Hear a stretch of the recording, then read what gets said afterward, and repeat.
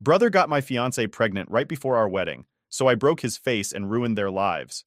So let me get this straight from the beginning because this mess still blows my mind. I'm a 32-year-old guy, and until a few months ago, I thought my life was heading in the right direction. I was engaged to my girlfriend of 5 years, Tina. I love this woman, man. I thought she was the one, you know? And for 5 years, everything felt like it was falling into place. But yeah, it all crashed down hard, and now here I am, talking to Reddit because I need to get this off my chest before I lose it completely. Let me tell you about my family real quick, because they play a big part in why this whole situation is such a dumpster fire. I've got a younger brother, Adam, and for as long as I can remember, he's been my parents' favorite. It wasn't like typical sibling stuff where maybe one kid gets a little more attention. No, Adam was the golden child. No matter what he did, my parents had his back. Meanwhile, I got blamed for pretty much everything. He breaks a lamp? That's on me because I should have been watching him. He skipped school? Well, I was the one who set a bad example.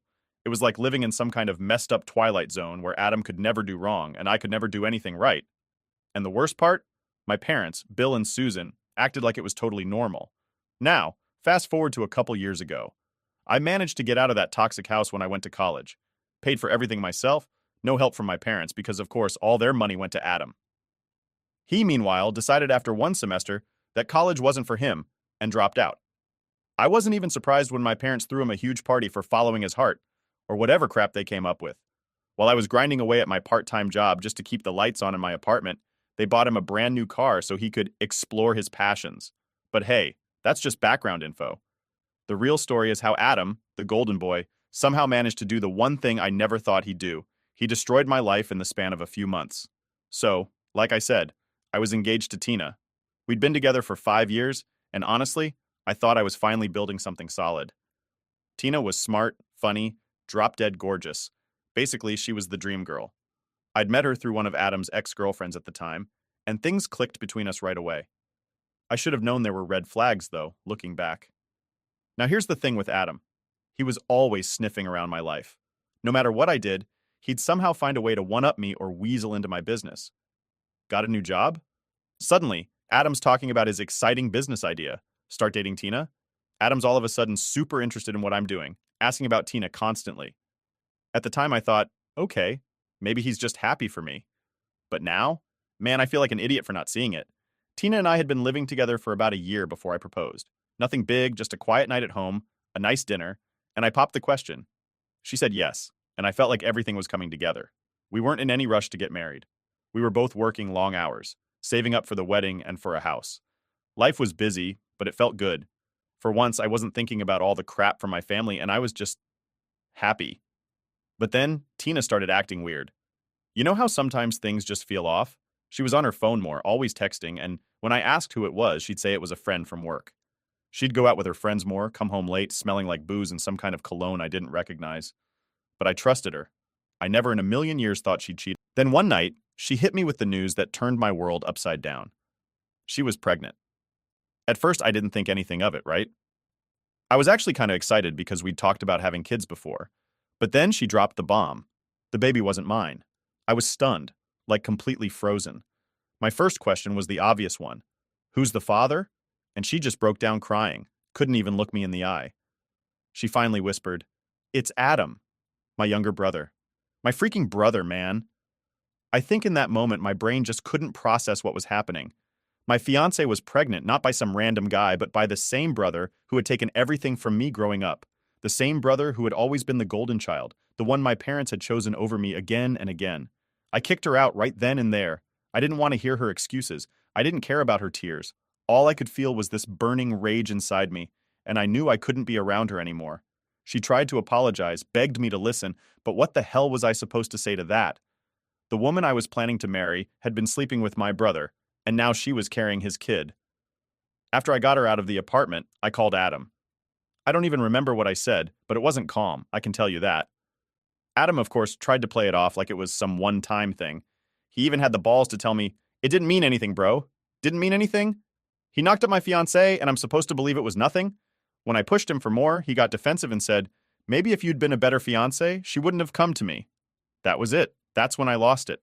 I drove straight to his place, ready to destroy something. I wasn't thinking straight, wasn't even sure what I was going to do. but I was so blinded by anger, I didn't care. And when I got there, guess who was already waiting for me? My parents. Yeah, Adam had called them, probably trying to spin the story so they'd back him up like always. And surprise, surprise, they did.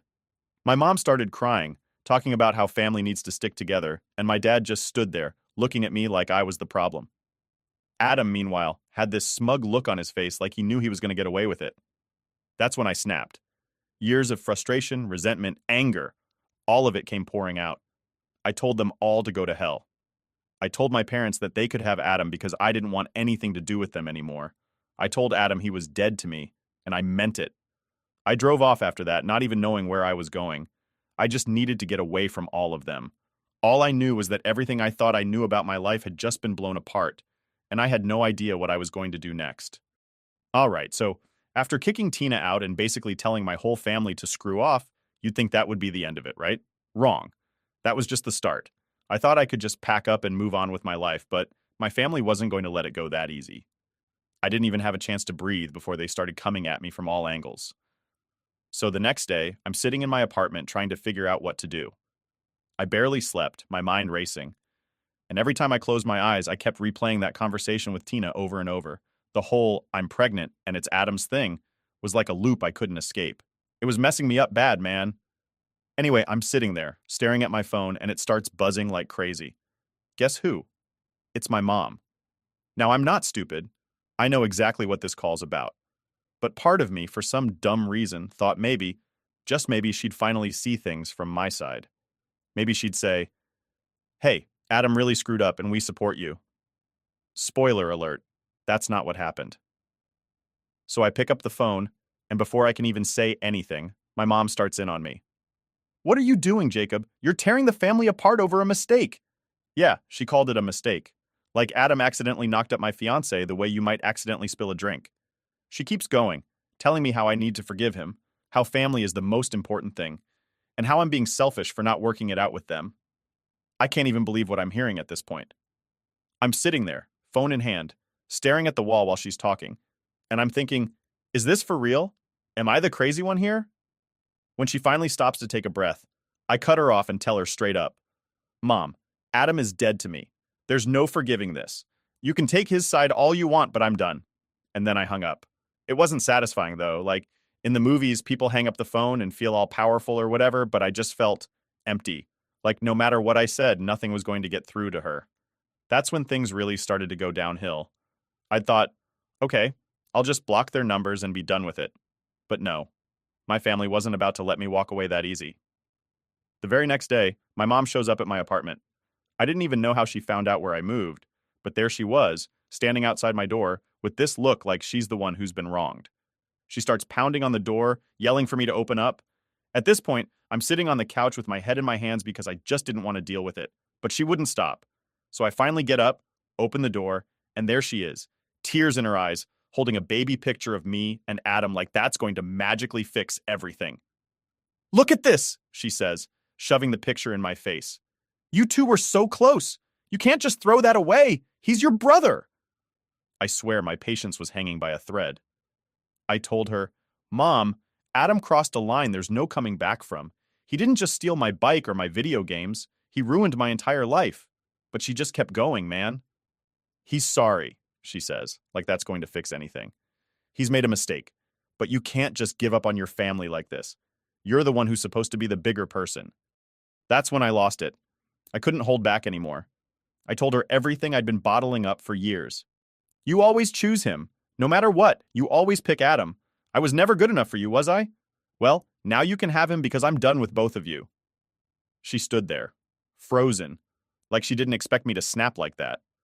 I wasn't planning on yelling, but all the years of being second place, of being ignored, it all came spilling out. She started crying, but this time, I wasn't going to play the guilt game. I told her to leave, and when she wouldn't, I grabbed my phone and said, "I'm calling the cops if you don't go." She finally left, but not before telling me, "You're going to regret this. Family is all you've got." "Yeah, okay, Mom. Thanks for that." After she left, I thought maybe that would be it. Like maybe they'd finally get the hint. But nope. That same day, Adam decides to text me. He's playing it all cool like nothing happened, saying, "Look, bro, I'm sorry about what happened, but let's not make this a big deal. It's not like I meant for it to go this far. I wanted to throw my phone across the room. Not a big deal. Dude knocked up my fiance and he's acting like it's some minor screw up, like he borrowed my shirt without asking. So I blocked him. I didn't even respond. There was nothing left to say. After that, I started getting calls and texts from random family members. Uncles, cousins, people I haven't heard from in years suddenly want to chime in. Hey man, you gotta let this go. Adam's your brother. You'll regret it if you cut him off. Family is family. I mean, are they all brainwashed or something? They kept throwing the same line at me. Family is family. Like that somehow makes what Adam did okay. I ignored all of them. It wasn't until a few days later that I found out Tina and Adam were still seeing each other. How did I find out? Oh, because one of my coworkers saw them out together and decided to bring it up at work like it was no big deal. I was in the middle of grabbing coffee in the break room, and this guy, Steve, I'll call him that even though that's not his real name, just walks up and goes, "Hey man, I saw Tina and Adam at the mall the other day. They looked pretty cozy. What's up with that?" I just stared at him. How do you even respond to something like that? I mumbled something about how we broke up, and he kind of gave me this awkward look before backing off. But by that point, the damage was done. I couldn't even focus on work anymore. All I could think about was how Adam was walking around with Tina like nothing had happened. That's when I realized I couldn't stay here anymore. I couldn't keep working at a place where everyone knew about my screwed up family drama. I couldn't keep running into people who'd seen Adam and Tina together. It was like a constant reminder of how everything had gone to hell. So I started looking at apartments. I didn't care where, just somewhere far enough away that I wouldn't have to deal with this anymore. And the next step? I'd have to figure out how to make sure my family never bothered me again. Alright, so after the whole blow up with my family, things got even more screwed up. I wish I could say I was done with all the drama, but you know how it goes. Just when you think you've hit rock bottom, someone shows up with a shovel. A couple weeks after I started looking for new apartments, I thought things were calming down a little. I hadn't heard from my parents, which was a miracle in itself, and I was starting to get my head straight again. I was focusing on work, keeping my distance from everyone who knew Adam and Tina, and just trying to move on. Then, one day I'm at the gym, minding my own business, working out on the punching bag. Now I've been using the gym as my main way to blow off steam because, trust me, I had a lot of steam to blow off. I was in the middle of a pretty good workout when I hear someone call my name from behind me. I turn around, and guess who's standing there with that same smug look on his face? Yep, Adam. It's like the guy just doesn't know when to quit. I hadn't spoken to him since that last call, and I had no plans to ever speak to him again. But here he was, standing in my space like everything was cool. Before I could even say anything, he smirks and says, "Look, man, we need to talk." Talk? Talk about what? There's nothing left to talk about. He knocked up my fiancée. What could possibly be left to say? But instead of walking away, I stood there, fists clenched, waiting for whatever crap he was about to spew. Adam steps closer and starts rambling about how we shouldn't let this come between us, and how family is more important than some girl. I swear, it took everything in me not to knock him out right there. The way he talked about Tina like she was just some random girl, not the person I was planning to marry, it made my blood boil. Then he says the thing that finally broke me. I mean, bro, it's not like she was really yours anyway, right? That's when I lost it. Completely. I didn't even think, my body just moved. I swung at him and my fist connected with his face. The sound was, well, it was satisfying. He stumbled back, holding his jaw, and I could see the shock in his eyes. He didn't expect me to actually hit him. But here's the thing, I wasn't done. All the anger, the betrayal, everything that had been building up for months, years even, it all came flooding out. I grabbed him by the shirt and shoved him against the wall. I don't remember what I yelled, but it wasn't anything nice. By this point, people in the gym had started to notice. I could see a couple of them moving toward us, but I didn't care. All I could think about was making sure Adam knew he had crossed the line for the last time. Before I could throw another punch, the gym staff jumped in and pulled us apart. Adam was holding his face, and I could feel the adrenaline pumping through me like I was ready for round two, but the staff wasn't having it. They started yelling about calling the cops, and that's when it hit me. If I kept going, this was going to turn into a legal mess. And honestly, I wasn't in the mood to deal with that on top of everything else. So I backed off. I grabbed my stuff and walked out of the gym without looking back. My heart was still racing, and my mind was all over the place. But I knew if I stayed any longer, I'd do something I'd regret. I got in my car and just sat there for a minute, trying to calm down. That's when my phone started buzzing. I glanced at the screen and of course, it was Adam calling. I let it go to voicemail. I didn't want to hear anything he had to say. But then, not even 5 minutes later, I get another call. This time, it's from Tina. I wasn't going to answer it. I knew I shouldn't, but my brain was still running on pure adrenaline, and before I realized it, I'd hit the answer button. Tina's voice comes through the line, frantic and pissed. "What the hell, Jacob? You broke his nose. He might need surgery." I laughed. I couldn't help it. The idea that I'm the bad guy here after everything they did, it was just too ridiculous. "Oh, I'm sorry," I said, sarcasm dripping from every word. "Should I send him a get well card? Maybe some flowers?"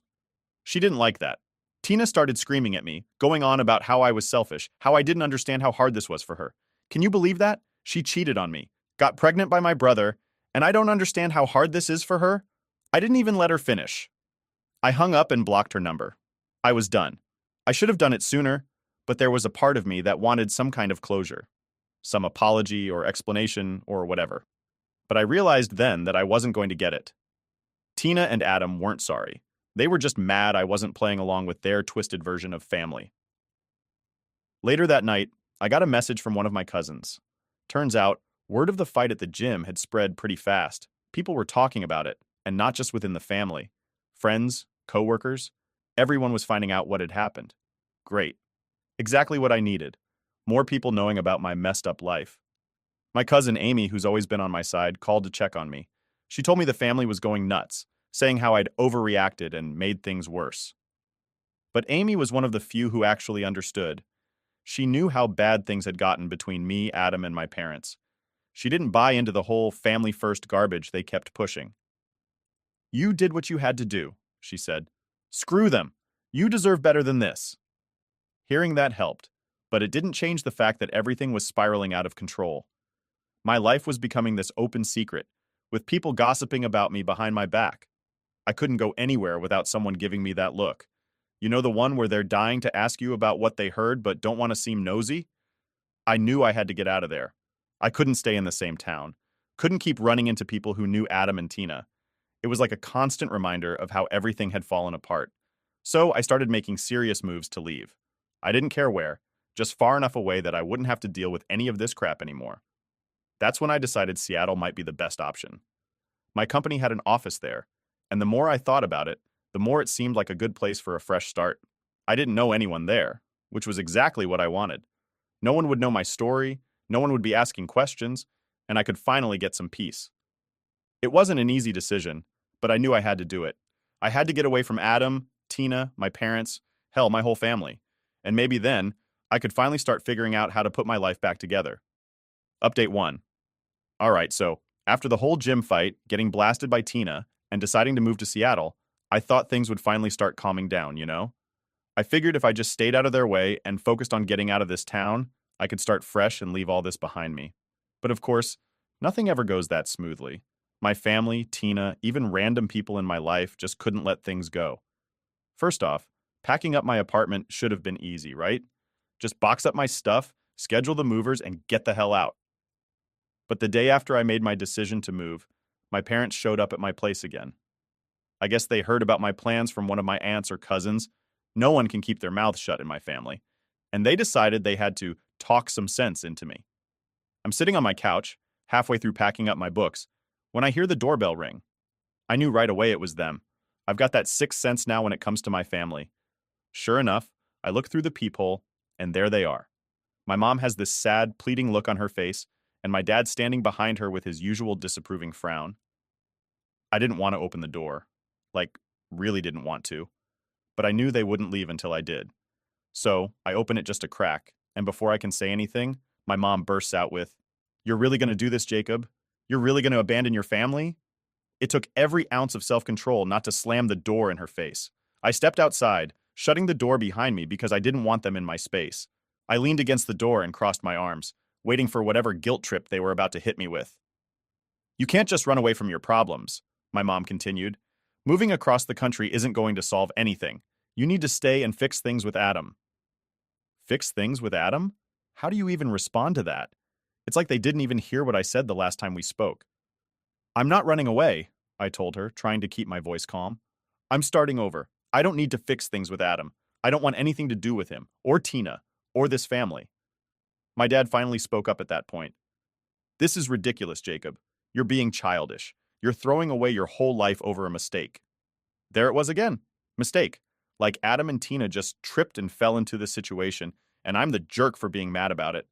I tried to reason with them, but they just kept repeating the same crap over and over about how family is family, and you only get one brother.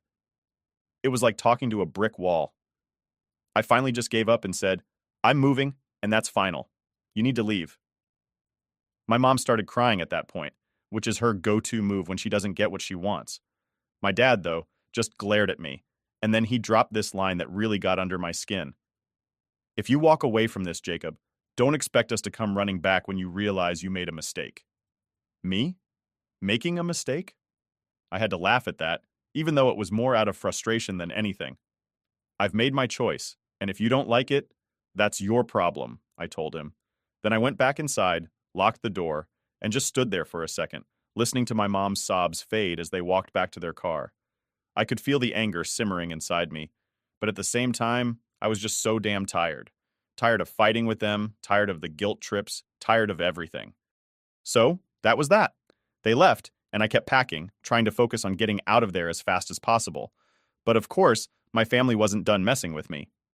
A few days later, I get this long, dramatic email from my aunt, the one who's always been up in everyone's business. She basically said the same thing my parents had, that I was overreacting, that I needed to be the bigger person and make peace with Adam and Tina. She even had the nerve to say that Tina and Adam were going through a lot right now with the pregnancy, and that I should find it in my heart to forgive them. I didn't respond. I couldn't even bring myself to type out a reply because I knew it wouldn't matter. Nothing I said would change their minds. I just deleted the email and kept packing. At this point, I was so close to being done, so close to getting out of there and leaving everything behind. I had a place lined up in Seattle. I had the movers scheduled, and I was counting down the days until I could finally put all this crap behind me. But then, the final punch came. The night before the movers were supposed to come, I got a letter in the mail. It was from Tina. I didn't recognize the handwriting at first, but when I opened the envelope and saw her name at the bottom of the letter, I felt this wave of nausea wash over me. The letter was, I don't even know how to describe it. It was so Tina, full of fake apologies and excuses. She went on about how sorry she was, how she never meant to hurt me, and how she hopes one day I can forgive her so we can all move on. She even included an ultrasound picture, like that was supposed to soften the blow. I stared at that picture for a long time, and all I could think was how this should have been our kid. Not hers and Adam's. Ours. That was supposed to be our future. But instead, here I was, packing up my life and moving across the country while she and Adam were probably picking out baby names and pretending like they didn't just blow up my entire world. I crumpled up the letter and threw it in the trash. I couldn't deal with it anymore. The next morning, I packed up the last of my stuff, met the movers, and left that apartment behind for good. On the drive to Seattle, I kept thinking about everything that had happened. Part of me felt like maybe I should have handled things differently. Maybe I should have tried harder to make them see my side. Maybe I should have just walked away from my family sooner. But in the end, none of it mattered. I was starting over. I was leaving behind all the people who had hurt me, and I was ready to move on. Or at least, that's what I told myself. Update 2. All right, so I made it to Seattle. I had this idea in my head that once I got here, things would magically get better, like I'd cross the state line and everything would just reset, you know? But surprise, life doesn't work like that. The first few weeks after I moved were honestly kind of rough. Don't get me wrong, it felt good to be away from my family. Adam, Tina, all of it. But it's weird how quiet things got. No one banging on my door, no angry calls, no guilt trip emails. It's like the chaos had been on full blast for so long that when it finally stopped, I didn't know what to do with myself. I found a decent place in Seattle, nothing fancy, but it's mine, and that's what matters. I spent my first few nights just sitting on the couch staring at the boxes I hadn't unpacked yet, trying to wrap my head around how fast everything changed. One minute, I'm engaged, about to get married, and the next, I'm halfway across the country, starting from scratch. It's like I didn't even have time to process any of it. And now that I was alone, it all hit me at once. The first real slap in the face happened at work. My company transferred me to the Seattle office, so I didn't have to look for a new job, which was one less headache at least. But the day I walked in, it became real clear that my problems didn't just disappear because I switched cities. On my first day, I was introduced to the team, the usual awkward small talk, you know? Most people were nice, polite, asking where I came from, what I do, all the usual crap. But then, at lunch, I overheard two coworkers whispering. They didn't know I could hear them, and one of them says, Hey, did you hear about the guy who punched his brother back in the other office? Something about his fiancée or whatever? My heart sank. I felt that sick feeling creeping in, like someone had just punched me in the gut. Apparently, my reputation had followed me here. The gossip from the old office had made its way across the country, and now people in Seattle knew my story, or at least their version of it. I tried to act like I didn't hear them, but it got to me, man. I thought I was getting a fresh start, but here I was, still stuck in the same mess, except now it was just with strangers. It felt like no matter where I went, I couldn't escape what happened. That night, I went home, and instead of unpacking, I just sat there again, staring at my phone. I hadn't blocked my family's numbers, though I probably should have. Part of me kept waiting for a message or a call, like maybe someone would finally say something that didn't make me feel like crap. But nope, nothing. My phone was silent, and for the first time, I realized how alone I actually was. A few days later, I got an email from Emma, Tina's younger sister. I'd almost forgotten she existed in the middle of all this chaos. Emma had been the only one on Tina's side who actually reached out to me and tried to be understanding. She didn't defend her sister's actions. If anything, she seemed just as disgusted as I was. Her email was short, just a few lines saying she'd heard about the move, and she hoped I was doing okay. She also mentioned that Tina and Adam were still together, and that Tina's pregnancy was all over her social media. Apparently, they were acting like this was some kind of fairy tale ending, pretending like none of the betrayal and drama had happened. I didn't respond to Emma right away. What was I supposed to say? That it still hurt? That hearing about Tina and Adam playing house made me sick? That every time I thought I was moving on, I'd get pulled right back into the same old mess? Instead, I just stared at her email, feeling that familiar knot in my stomach tighten. It wasn't until the next day that I finally replied. I kept it short, just thanking her for checking in and telling her I was doing okay, even though I wasn't. I didn't want to dive into all my feelings because, honestly, what was the point? It's not like talking about it was going to fix anything. But as much as I tried to push it all down, the weight of everything kept creeping back. I'd be sitting at my desk at work, and out of nowhere, I'd catch myself thinking about Adam, about Tina, about how they were probably sitting in some baby store picking out cribs or something, living their best life while I was stuck picking up the pieces of mine. A couple of weeks later, I went out to grab a drink after work, just trying to get out of my head for a bit. I ended up at this small bar a few blocks from my place. It was quiet, not too crowded, just the way I like it. I grabbed a beer, sat down at the bar, and tried to let my mind relax for once. But wouldn't you know it, not even an hour in, some guy sitting next to me strikes up a conversation. He seemed friendly enough at first, and we started chatting about work, life, the usual small talk. Then, out of nowhere, he says, "So what's your story? Why'd you come to Seattle?" I hesitated. Do I tell him the truth? Do I just make up some crap about wanting a change of scenery? I didn't know what to say, so I took another sip of my beer and just went with the safe answer. Needed a fresh start. But then he kept pressing, asking about where I was from, why I left, all that. It was like he could sense that there was more to the story, and he wasn't going to let it go until I spilled the beans. So I told him. Not the whole thing, but the gist of it. My brother screwed me over. I had to get out. Now I'm here. His eyes got wide, and he just nodded like he'd heard some kind of wild gossip. "That's rough, man," he said. "But at least you're away from it now, right?" I just nodded and gave a half-hearted smile. Yeah, I was away from it. But was I really? Because no matter how far I ran, the weight of what happened, the betrayal, the anger, it followed me. Every time I tried to move on, there it was, like some shadow I couldn't shake. After that, I finished my drink, paid the tab, and headed home. That night, I lay in bed staring at the ceiling, thinking about everything that had happened, everything I'd lost. I thought moving to Seattle would fix things. I thought putting distance between me and my family would make it easier to move on. But now, I wasn't so sure. Part of me felt like I'd never really escape what happened. No matter how many miles I put between us, the betrayal would always be there, lurking in the back of my mind, reminding me of everything I'd lost. And maybe that's just the way it's going to be. So yeah, here I am, in a new city, new job, new life, but it's hard to shake the feeling that no matter where I go, I'm still stuck carrying the same old baggage. And honestly, I don't know if I'll ever be able to let it go.